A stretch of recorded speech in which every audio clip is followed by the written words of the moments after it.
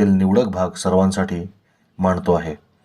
हेतू हाच की त्यामुळे नर्मदा परिक्रमा नक्की कशी असते ते सर्वांच्या लक्षात यावे.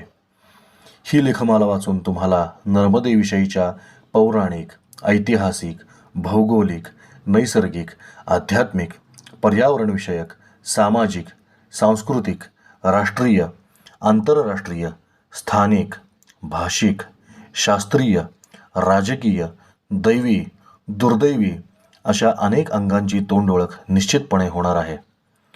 प्रत्येकाला नर्मदा परिक्रमा करता येणं शक्य होईलच असं नाही, परंतु ही लेखमाला वाचणाऱ्या प्रत्येक व्यक्तीला मात्र मानस परिक्रमा नक्की घडेल असा विश्वास वाटतो. चला तर मग मनातील सर्व पूर्वग्रह बाजूला ठेवून आपण सर्वजण मिळून पुन्हा एकदा करूया नर्मदा परिक्रमा. नर्मदे हर, नर्मदे हर. मातुग